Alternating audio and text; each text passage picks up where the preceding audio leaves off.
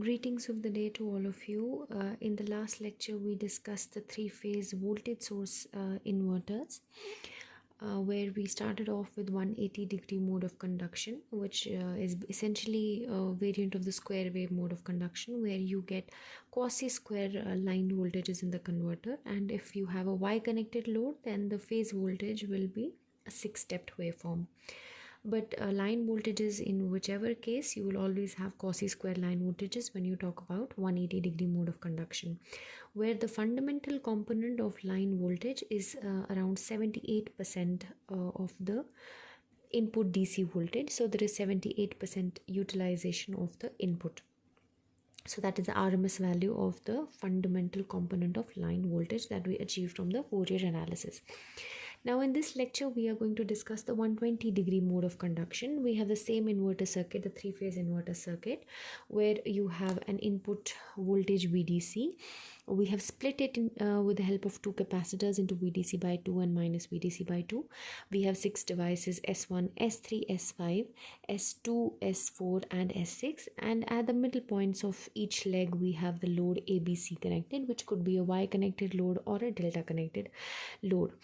Now, when we talk about the 120-degree mode of conduction, by the name itself, we know that each device in one complete cycle, it will conduct only for 120 degrees, which is, say, 2 segments out of 6 segments. So these are going to be the switching pulses, S1, S2, S3, S4, S5, and S6 in sequence. And then the next two are going to be, we are going to draw the pole voltages VAO and VBO. So what are pole voltages? This is the point which we are defining. This is say, let's call it O, which we call as the pole. It's a fictitious point, this voltage doesn't really get applied anywhere to the load, but yes, this voltage will help us in constructing the line voltage waveform. So when we draw VAO and then we draw VBO, we can just subtract the two to get VAB. This is just a simplification. Now let's draw the pulses to the converter. So we have pulses to S1 for 120 degrees, and then for the remaining 4 cycles it goes off. At a delay of 60 degrees further, we have pulses to S2, then another 60 degrees, pulses to S3, then another 60 degrees, pulses to S4, to S5, to S6, and that's it. So these are the pulses. Now let's look at the waveform VAO. So whenever S1 is conducting, VAO will become plus VDC by 2, and whenever S4 is conducting, VAO will become minus VDC by 2. So the good thing about drawing pole voltage is it makes it simpler, because you don't have to check waveforms, you don't have to check device status in other legs. You can just check for this leg and it will help you in drawing the pole voltage. So S1 makes it plus VDC by 2 and S4 makes it minus VDC by 2. So we have S1 conducting, so this is plus VDC by 2, and then for some 60-degree interval we do not have S4 conducting. Neither S1 conducts nor S4 conducts, and let me assume for a while that my load is resistive, so it is an R load, a purely resistive load. Then it is obvious that when there is no pulse to S1 and no pulse to S4, then VAO is a floating point, AA is a floating point, and the potential between O and A is 0. So VAO is 0. Now let's see, then S4 begins conducting. So the potential here is VAO is minus of VDC by 2. And then again S4 also goes off and S1 also goes off. The load is resistive, AO does not have any voltage. So your pole voltage in this case is a quasi-square waveform. We have not drawn the line voltage, we have only drawn the pole voltage, and it is a quasi-square waveform. Now with peak values minus VDC by 2 and plus VDC by 2. Now coming on to VBO, that is the second leg, which is the status of the second leg is decided by S3 and S6. So whenever S3 conducts, this VDC by 2 point comes here. So VBO becomes plus VDC by 2. And whenever S6 conducts, VBO becomes minus of VDC by 2. So let's see, when S3 is conducting, which is here, the voltage is plus VDC by 2, and then the voltage when S6 is conducting, which is here, it is minus VDC by 2 here and here.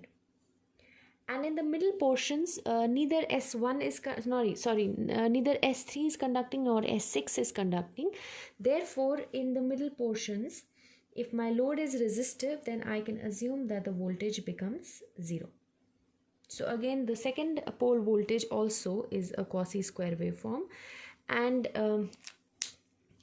the two waveforms, that is VBO and AO and VBO, they are both displaced by 120 degrees, which is standard observation in three-phase systems. That's how your voltages should be in different phases.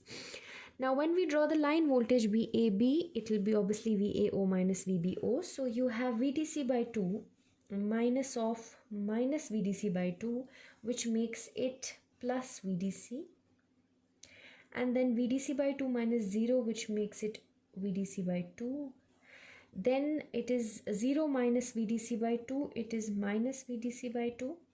Minus VDC by 2 minus VDC by 2, it is minus of VDC. Then it is minus VDC by 2 minus 0, so minus VDC by 2. 0 minus minus makes it plus VDC by 2, and so on. So the line voltage over here, it is VDC and this is VDC by 2. It is minus VDC by 2 and this is minus VDC.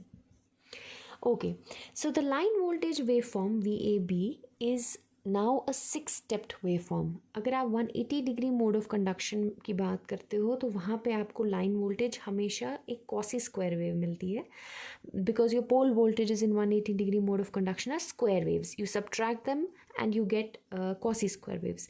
But here in the line voltage, but here your pole voltages are themselves quasi square waves. You subtract them and you get a 6-step waveform in your line voltage. Obviously there will be more number of steps if you try to look for the phase voltage of a Y connected load. You can take that as a home assignment, but for now we know that the waveform of line voltage is a 6-stepped waveform. अब अगर आप इस waveform को देखोगे तो it looks like it has a better approximation to a sine wave, which looks like an advantage, but there is something also like a disadvantage in this converter. Let's see the fundamental component of line voltage in this waveform. Now, instead of doing the Fourier analysis bit by bit, let's take a simplification. Let me draw this 6-stepped waveform. It looks like this, right? With values VDC by 2, VDC, and then this is VDC by 2. And this is minus VDC by 2 and this is minus VDC, right? So if I want to find the fundamental component of this waveform, right? So I can just simply split it into two quasi square waves, or one square wave like this with peak values VDC by 2 and minus VDC by 2. This becomes one signal, plus another signal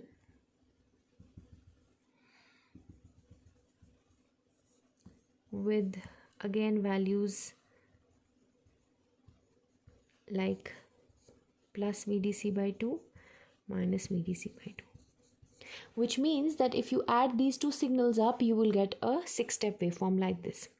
Now, if I do the Fourier analysis of these two waveforms, I can just simply add them up and find the fundamental component in my line voltage, the 6-step line voltage. So let's do the Fourier analysis for this waveform. 4 The peak value is VDC by 2, VDC by 2 by n pi. We are finding the fundamental, so n is equal to 1. This is 2, just a second. So the first waveform is 4 VDC by 2, and it is fundamental, so n is 1, and then we have pi into cos of n is 1, theta by 2. Theta is period of non-conduction per half cycle. It's a square wave, there is complete conduction, so it becomes 0. And then the other waveform, you have 4 VDC by 2 again.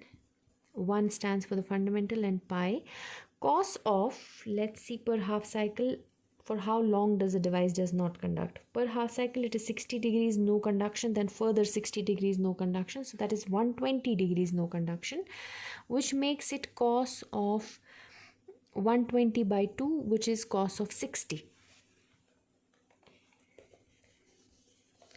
So if I add these two up, I have 4 VDC by 2 pi, cos of 0 is 1 and cos of 60 is 1 by 2, so this is 3 by 2. So this is 3 by 2, this goes, and this goes, so this becomes 3 VDC by pi. This is the peak value of the fundamental component in the line voltage, and if you want to find the RMS value, it will be simply divided by root 2, and if you find this value, it is 0.675 times VDC. So here's the drawback. 180 degree mode of conduction was giving you 78% in the line voltage, 78% of utilization of the DC voltage, and 120 degree mode of conduction is giving you only 67.5% of that, of the input voltage. So you have a lesser utilization of your input DC voltage when you talk about the 120 degree mode of conduction. So what is the benefit of 120 degree mode of conduction? Why do we even go for it? The benefit is that अगर आप 180 degree mode of conduction की बात करते हो, 180 degree mode of conduction में जैसे ही S1 की pulse down होती है, immediately S4 की pulse high होती है. There is no gap in between. So whenever S1 goes off, immediately S4 is given a high. Right? That kind of a control algorithm where you are immediately withdrawing the pulse and immediately बाद आप उसके complementary device को pulse दे रहे हो. वैसे cases में क्या होता है? There is a lot of chance of something like called a shoot through fault. Now what is a shoot through fault? Shoot through fault is something like a short circuit situation कि आपने S1 को off तो किया, लेकिन device का turn off time जो होता है, it is generally greater than the turn on time of the device. So S1 takes a longer time to turn off and S4 quickly turns on. So there is a momentary time duration of the order of microseconds where both devices are still on, because you have immediately back to back इसको off किया और इसको on किया है. ये अभी off हो नहीं पाया है और ये on हो गया है, जिसकी वजह से the entire leg gets short circuited. You're simply short circuiting the whole DC bus, which means that you're damaging your converter, you're damaging your devices. इसको प्रिवेंट करने के लिए हम generally we do something called a dead time. हम एक छोटा सा delay देते हैं कि S1 को ऑफ कर दिया और हल्का सा डिले देने के बाद S4 को हमने ऑन किया, तो हमें we ensure that S1 has completely turned off during that delay period, and then we give the pulse to S4 so that we can prevent the occurrence of a shoot through fault. अब ये चीज़ क्या होती है? This is we need to give a dead time to prevent shoot through fault in case of 180 degree mode of conduction, because the pulses are exactly knots of each other. But when we talk about the 120 degree mode of conduction, you withdraw the pulse to S1 and then you have a whole 60 degree interval, which is a big enough interval, and उस पूरे interval के लिए आपके पास S4 को कोई pulse नहीं जाती है, so the chance of a shoot through fault are drastically reduced. It is not possible for the devices to go into to get short circuited, and you don't even need to give a dead time in such a situation. So the control becomes easy, and you can say it's more robust in the sense that it's less prone to faults. But just in order to avoid a fault, you cannot reduce the utilization of your DC. आपको 180 degree mode of conduction में you were getting fundamental component of line voltage RMS was 0.78 times VDC, whereas in 120 degree mode of conduction it is only 0.675 times VDC. So it has drastically reduced, and इसको compromise आप नहीं करना चाहते हो. But the interesting thing is that this problem with 120 degree mode of conduction can also be overcome. Let's see how this is overcome. अगर मेरा load resistive नहीं हुआ बल्कि मेरा लोड रेजिस्टिव की जगह it is an RL load. Let me just assume that my load over here is an RL load.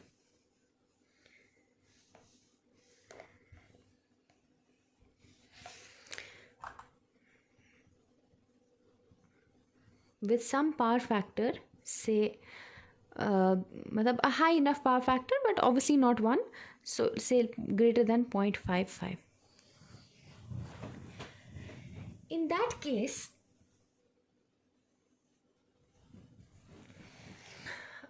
we will draw the waveform again.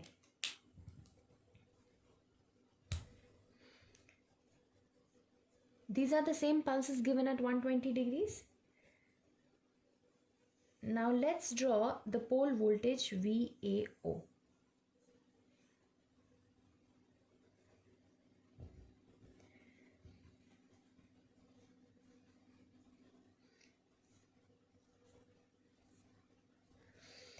In the first interval,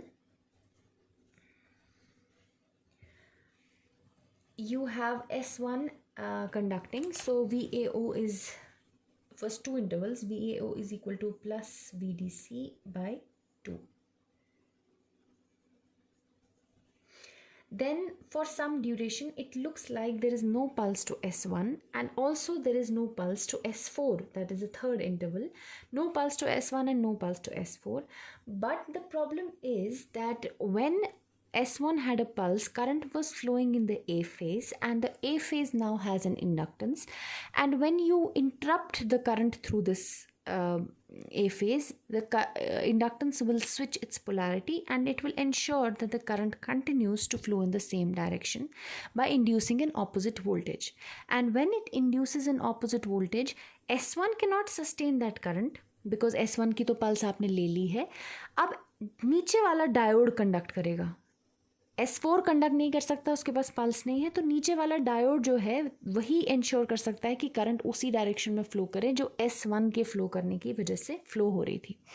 so once S1 conducts, then you remove its pulse, then at this point the inductance in the load ensures that D4 goes into conduction, और D4 के conduct होने की वजह से exactly वही चीज़ होगी कि minus point नीचे आ जाएगा और VAO नेगेटिव हो जाएगा. So VAO becomes minus of VDC by 2,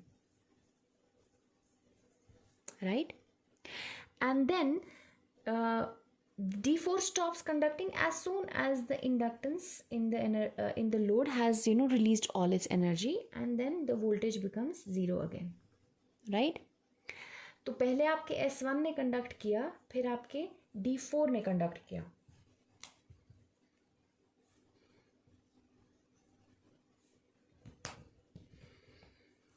After that, you give a pulse to S4 which gives you again minus VDC by 2, something like this, and minus VDC by 2 यानी कि S4 conduct कर रहा है, this switch is conducting, so current is flowing in the reverse direction. Once you have withdrawn the pulse to S4, current will continue to flow in the same direction, and that means this way, the opposite way. S इस direction में current flow करेगी, लेकिन अब उसको S4 नहीं लेगा बल्कि D1 लेगा, और D1 को लेने की वजह से plus VDC by 2 will plus point will come here, so voltage will become positive, and then the same thing will go on repeating. So you have conduction S1 and D4, then you have conduction S4 and D1, and so on, right? So this is VAO. Now let's draw VBO. If you draw VBO, exactly same चीज़ उसमें भी होगी कि आपकी conduction quasi square wave के बाद भी थोड़ी सी, जैसे आपको पोल वोल्टेज मिलती थी in the form of a quasi square wave, now your pole voltages will the conduction will extend slightly more than the pulse duration to the device. Let's see. VBO depends upon S3 and S6. When S3 is conducting, which is here,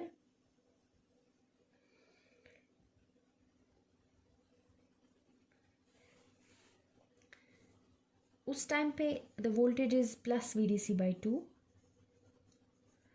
and S3 is conducting. और जब आपने S3 की conduction ख़त्म कर दी तो उसके बाद immediately D6 will take up conduction, और D6 की कंडक्शन की वजह से नेगेटिव वोल्टेज आएगी. और फिर जब भी S6 कंडक्ट करेगा, S6 is conducting here, the voltage is negative which is somewhere around here. उसके बाद D3 will go into conduction because of the diode. So D3, S6, then S3, immediately D6, then again you have S6 conducting over here, so you have again conduction of S6. तो कुछ ऐसा wave form आएगा जहाँ पे आपकी S6 पे conduction रुक जाती थी, वहाँ उसके बाद भी कंटिन्यू होगी D3 से, और जहाँ S3 की कंडक्शन रुक जाती थी वहाँ अभी भी कंटिन्यू होगी D6 से. And this is done by the inductor. It is forward biasing the diodes to ensure that the current flow continues to flow in the same direction. और जब आप इसका VAO माइनस VBO करोगे, you will see a line voltage wave form that has a lot of notches. There will be many notches in the line voltage waveform. But the interesting thing over here is that if the load power factor is very poor, say less than 0.55, it is an RL load and it is highly inductive,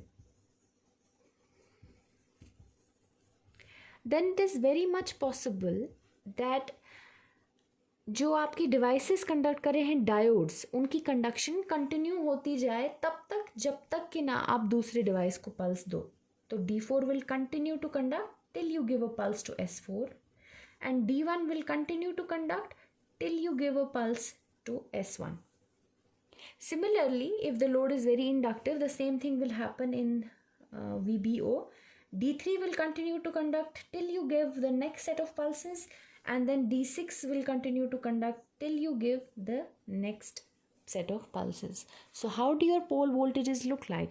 Your pole voltages in this case look again like square waves, and if you subtract them to find the line voltage waveform,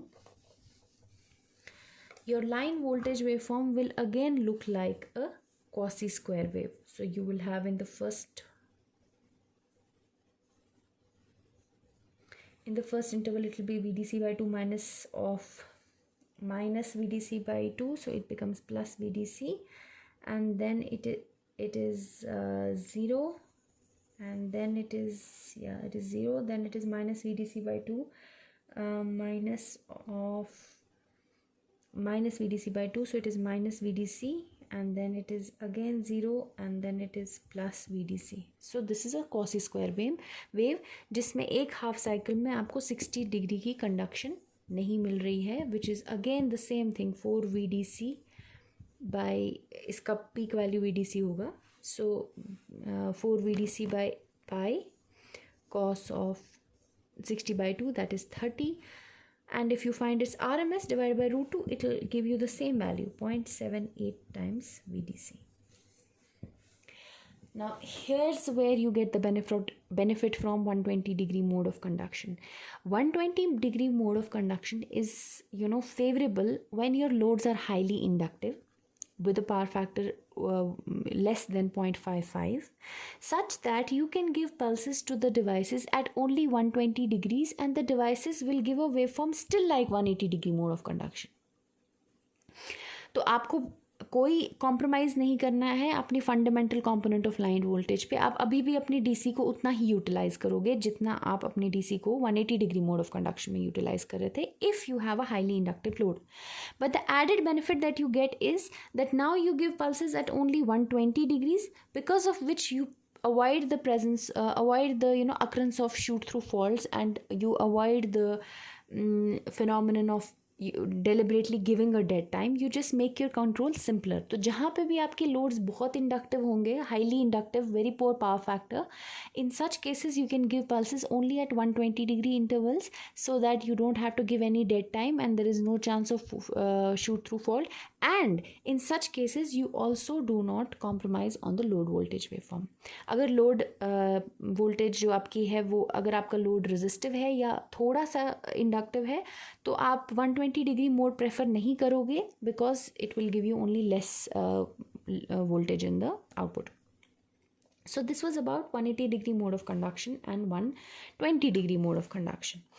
Now an interesting thing is कि अभी जो हमने square wave mode of conduction पढ़ा है, चाहे वो हमने मतलब स्क्वायर और variants of the square wave, you can call them quasi square waves, जो ये स्क्वायर वेव मॉड्यूलेशन हमने पढ़ी है, which was basically, it was not part of the syllabus for advanced power electronics or applied power electronics. It's just a brush up so that we can proceed to more interesting modulation techniques.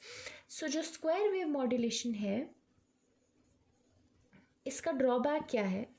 पहला drawback तो इसका ये है कि आपको frequency पे control मिलता है, आउटपुट की फ्रीक्वेंसी पे यू गेट कंट्रोल, राइट? क्योंकि आप किस फ्रीक्वेंसी पे पल्सेस दोगे, आपने 360 डिग्रीज के सेगमेंट्स बनाए हमने, जब हमने वेवफॉर्म्स बनाए, those 360 degree segments you can give at your own frequency. आप उसको जो भी टाइम पीरियड दोगे उसी हिसाब से उसी का जो ऑब्वियसली इन्वर्स होगा वो आपकी फ्रीक्वेंसी होगी, whether you give it corresponding to 50 hertz और 10 हर्ट्स और 20 hertz. That is your prerogative, how you give these pulses in square wave mode, and obviously that is the output frequency of the fundamental. वो fundamental का frequency वही रहेगी और आपका frequency control आपके हाथ में है. लेकिन जो voltage है that is fixed. If you're operating in say 180 degree mode of conduction, तो line voltage का fundamental जो है वो 0.78 times VDC ही रहेगा, उसका RMS value. You cannot make it 0.23 times VDC or 0.8 times VDC or 0.6 times VDC. That means you do not have control over the output voltage. This is the biggest drawback of square wave converters. Yeah, क्यों? Because square wave converters जो होते हैं, they cannot be used in square wave modulation जो है आप वैसी application में नहीं यूज़ कर सकते हो जहाँ पे आपको वोल्टेज पे कंट्रोल चाहिए, जैसे कि ड्राइव्स, राइट? इलेक्ट्रिक ड्राइव्स में जो आप होते हो, you always go for V by F control. आप वोल्टेज को भी चेंज करते हो, फ्रीक्वेंसी को भी चेंज कर सकते हो, so that the ratio of V by F remains constant, flux in the machine remains constant, and you can simultaneously change voltage as well as flux. अब अगर आपने स्क्वायर वेव इन्वर्टर यूज़ किया, इससे आप एक 3-फेज इंडक्शन मोटर का V by F control नहीं कर सकते हो, क्योंकि स्क्वायर वेव इन्वर्टर आपको आउटपुट पे हमेशा 0.78 टाइम्स VDC देगा, फिक्स्ड वोल्टेज. फ्रीक्वेंसी आप कंट्रोल कर लोगे, but you can not control the voltage. So you cannot use it in an application like drives, and many other applications you are mostly, मुझे लगता है one of the biggest applications of voltage source inverters is in motor control. That is, whether it is induction motor or permanent magnet synchronous motors or some other motors, तो वहाँ पे आप हमेशा चाहते हो कि आप वोल्टेज का मैग्नीट्यूड कंट्रोल कर सको, या जैसे ग्रिड इंटरफेसिंग कन्वर्टर्स होते हैं, वहाँ पे भी आप वोल्टेज का मैग्नीट्यूड कंट्रोल करना चाहते हो, which is not possible through square wave modulation. So where do you use it? Where can you use square wave modulation? Simple सा घर में जो आपका इन्वर्टर होता है, yes, you can use it there, because mostly inverters at homes, not critical inverters which are काम चलाओ inverters, वहाँ पे आप generally square wave inverters use करते हो. Now those square wave inverters give you a fixed 230 volt supply output पे. उसका DC बस ऐसे regulated होता है कि वो output पे आपको वही 0.78 volt 0.78 times VDC जो वो आपको fundamental they, that is around equivalent to your 230 volts. Right तो वो आपको फिक्स वोल्टेज देता है, क्योंकि आपको उसकी वोल्टेज कंट्रोल नहीं करनी है इन्वर्टर की. आपके घर का हर अप्लायंस 230 वोल्ट्स RMS पे रेटेड है, और उसी हिसाब से वो आपको फंडामेंटल कंपोनेंट दे देता है. तो wherever you do not want control over the voltage, you can definitely use square wave inverters. But square wave inverters have another drawback, and that drawback is that they have a very poor harmonic spectrum. उसमें एक fundamental component भी होगा जो आपको चाहिए, जिसका value होगा 0.78 times VDC. लेकिन उसके बाद उसमें आप एक फिफ्थ हार्मोनिक भी देखोगे, थर्ड हार्मोनिक नहीं होगा if it's like 3 phase inverter, तो डायरेक्टली आपको एक फिफ्थ हार्मोनिक मिलेगा जिसका मैग्नीट्यूड 1/5 होगा फंडामेंटल के।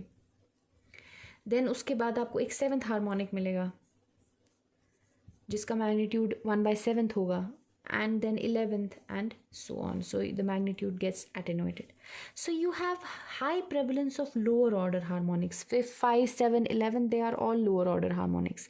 Lower order harmonics को remove करना बहुत मुश्किल है because lower order frequencies they require single tuned filters. आपके वो if you see an inverter or suddenly if you see if electricity goes and your fan starts running on your inverter supply, if it's a square wave inverter, it starts making noise. Why? Because it now has a fifth harmonic complement, square wave voltage है, cosy square wave voltage मिल रही है उसको instead of a sine wave. तो एक तो fundamental voltage है sine wave जो होगी काम की है, जो आपका flux produce कर रही है, आपके मोटर को accelerate कर रही है.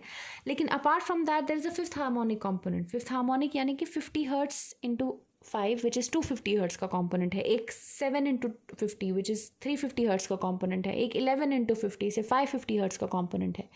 ये सारी signals combine होके आपका एक cosy square signal generate कर रही हैं. और you can say जो cosy square आपका inverter generate कर रहा है उसके अंदर सिर्फ एक 50 हर्ट्ज की साइन वेव भी है और उसके अंदर बहुत सारे फ्रीक्वेंसीज की डिफरेंट साइन वेव्स भी हैं which are playing their own role in they which have their own effect on your load. And if your load is sensitive like a motor load, again it is detrimental for that motor. If it's a fan load तो उसमें noise होगा, उसमें cogging, crawling, वो सारे phenomenon होंगे. So square wave inverters are generally not used unless you have a very basic application of just generating AC somehow for a lighting load or a heating load.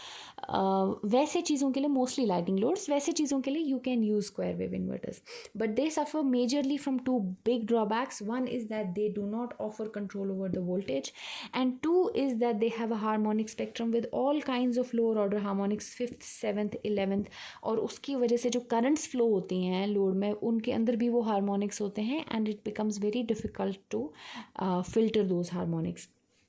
Because I'll tell you why it is difficult to filter lower order harmonics. You see, if you say आपके पास voltage है, उसमें fundamental है, उसमें 5th harmonic है, उसमें 7th harmonic है, उसमें 11th harmonic है, तो फंडामेंटल के कॉरस्पॉन्डिंग एक करंट फ्लो करेगी V1 R प्लस जे ओमेगा एल. ठीक है, और यही इंडक्टेंस और रेजिस्टेंस है आपके लोड के अंदर. फिफ्थ हार्मोनिक के कॉरस्पॉन्डिंग आपकी एक करंट फ्लो करेगी V5 R plus J 5 times omega, because you have उसके कॉरस्पॉन्डिंग 5 टाइम्स फ्रीक्वेंसी होगी ओमेगा एल. और अगर आप 5000 हार्मोनिक की बात करो, R प्लस जे 5000 टाइम्स ओमेगा एल, यानी कि जितना हायर हार्मोनिक कंपोनेंट वोल्टेज में होगा उतनी ज़्यादा इम्पीडेंस आपकी इंडक्टेंस उसको देगी, यानी कि उतनी करंट में वो कम कंपोनेंट होगा, बिकॉज करंट आपका ये है V/Z, और Z हायर फ्रीक्वेंसीज पे आपकी इम्पीडेंस ज़्यादा देगा, जिसकी वजह से current corresponding to the 5000 harmonic will be very less, but current corresponding to the 5th harmonic will not be very less. और करंट ही है जो आपका टॉर्क प्रोड्यूस करेगी मोटर में, करंट ही काम की चीज़ तो करंट ही है, because current is what determines your load behaviour. So if you have very higher order harmonics in the load voltage wave form, that is okay, because very high harmonics in the load voltage means the current corresponding to those very high harmonics will be less, क्योंकि impedance उस case में ज़्यादा हो जाएगी. लेकिन अगर lower order harmonics होंगे तो lower order harmonics को हटाना मुश्किल है, बिकॉज वो फ्रीक्वेंसी कंपोनेंट ज़्यादा नहीं देंगे, आपकी इंडक्टेंस उसको सही से फिल्टर नहीं कर पाएगी. Lower order harmonics will reflect in your load current wave form also, and as a result of that, your load current waveform will also be, will also not be very good, and then you will have torque ripple or pulsations and crawling, cogging and all of that in your motor.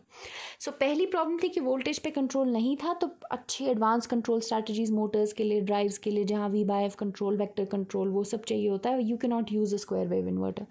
दूसरा drawback ये है कि इसमें harmonics जो है lower order harmonics से भरा हुआ है. लोअर ऑर्डर यानी कि 6n plus -1 times the fundamental, where n takes the value of 1 2 3 4 so on. So if you just check the values, you will get n को 1 रख लो, आपको 7th भी मिलेगा, 5th मिलेगा. n को 2 रख लो तो आपको 11th और 13th मिलेगा, right? So these are all the harmonics that are present in your output voltage of the square wave inverter. तो सारे लोअर ऑर्डर हार्मोनिक्स से 5 7 11 सो ऑन टू इन्फिनिटी, और लोअर ऑर्डर हार्मोनिक्स का magnitude भी ज़्यादा है as compare to higher order harmonics. तो because of that आपकी करंट भी ख़राब होगी, और आपका अगर मोटर जैसा एप्लीकेशन है, which I already told you, if you see an inverter running on a household inverter, running a fan operating on such an inverter, you observe that the fan starts making noise immediately. जैसे आपकी AC mains जाती है और inverter पे fan चलने लगता है, it starts making noise because of all these 5th 7th 11th harmonics. And nowadays you have sine wave UPS coming in the market, sine wave inverters, which are basically they generate sine waves at the output instead of square waves at the output. So that is how we generate a sine wave from a converter. That's the power of modulation. So the basic modulation is square wave modulation, and later on we'll go to other modulation techniques like sine PWM, space vector modulation. So we'll discuss all of that. So this is all for this lecture. In the next lecture, hopefully inshallah we'll begin with sine PWM, and then we'll move on to space vector PWM.